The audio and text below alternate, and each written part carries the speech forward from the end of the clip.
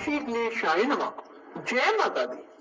बंधुओं, आज मैं आपको नवरात्रि के दूसरे दिन माँ ब्रह्मचारिणी की कथा श्रवण करवाने जा रही हूँ।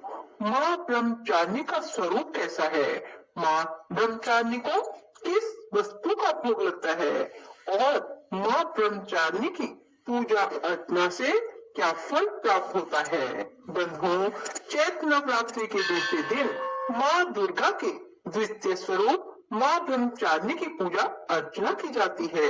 यह दिन साधना, संयम और आत्म शक्ति को बढ़ाने का प्रतीक है। माँ ब्रह्मचारिणी का स्वरूप अत्यंत सरल, सौम्य और तेजस्वी है। उनके पूजन से भक्तों को कठिन साधनाओं में भी सफलता और जीवन में स्थिरता प्राप्त होती है। माँ ब्रह्मचारिणी का अर्थ है तप और संयम का पालन करने वाली।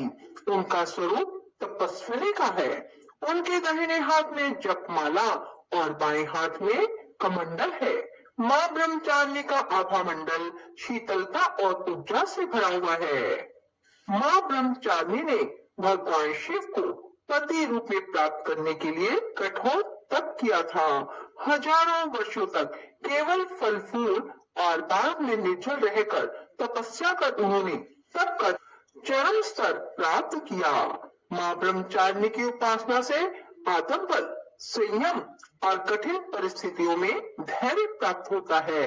उनका आशीर्वाद जीवन में आने वाली सभी चुनौतियों को स्वीकारने और उन्हें पार करने की शक्ति प्रदान करता है। ब्रह्मचारिणी माँ की व्रत विधि: स्नान और शुद्धि: प्रातःकाल जल्दी उठकर स्नान करें और साफ सुथरे कपड़े पहने। पूजा स्थान को स्वच्छ और शुद्ध करें। कलश की पूजा करें और माँ ब्रह्मचारिणी का आवाहन करें।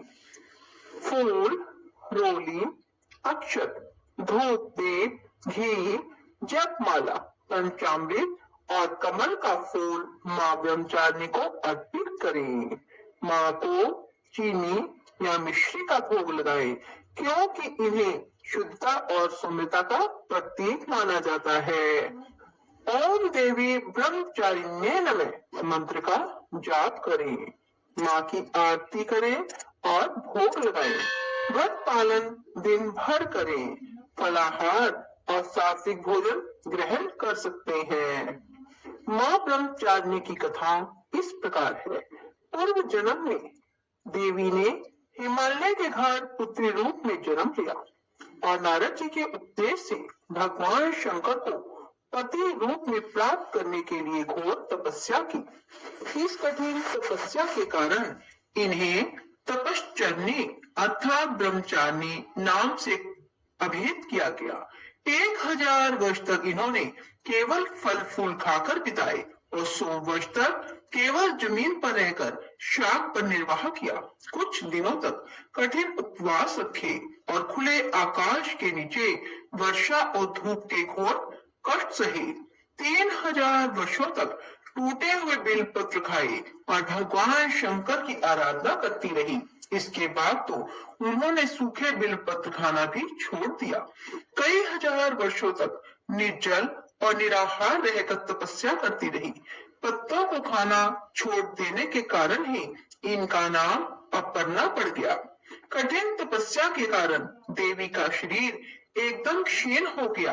देवता, ऋषि, सिद्धगण, मुनि सभी ने ब्रह्मचारिणी की तपस्या को अभूतपूर्व पुण्य कृत्य बताया, सराहना की और कहा, हे देवी, आज तक किसी ने इस तरह की कठोर तपस्या नहीं की। यह तुम्ही से ही संभव थी। तुम्हारी मनोकामना परिपूर्ण होगी और भगवान चंद्रमौली शिव जी तुम्हें पति रूप में प्राप्त होंगे। अब तपस्या छोड़कर घर लौट जाओ। जल्द ही तुम्हारे पिता तुम्हें घर ले जाने आ रहे हैं। माँ ब्रह्मचारिणी की कथा से यही सार निकलता है कि जीवन के कठिन संघर्षों में भी मन को विचलित ना करें। माँ ब्रह्मचारिणी देवी की कृपा से हमेशा ही सर्व सिद्धि की प्राप्ति होती है। दुर्गा पूजा के दूसरे दिन देवी के इसी स्वरूप अर्थात ब्रह्मचारिणी स्वरूप की उपासना की जाती है। बंधुओं, सभी को नवरात्रि में व्रत अवश्य करने चाहिए, क्योंकि नवरात्रि के व्रत करने से माँ की कृपा सदा ही अपने भक्तों पर बनी रहती है। माँ सभी के भंडार भरती है, सभी की मनोकामना पूर्ण करती है। जो कोई भी माँ के सच्चे दिल से आराधना करते हैं, माँ के व्रत करते हैं। बोलो ब्रह्मचारिणी माता की जय हो। बंधुओं, यदि आपको हमारी ये कथा पसंद आए तो इसे लाइक करने के साथ साथ शेयर अवश्य करना और कमेंट बॉक्स में जय माता दी लिखना ना भूलना, ताकि आपको कथा श्रवण का पूर्ण फल प्राप्त हो सके। बोलो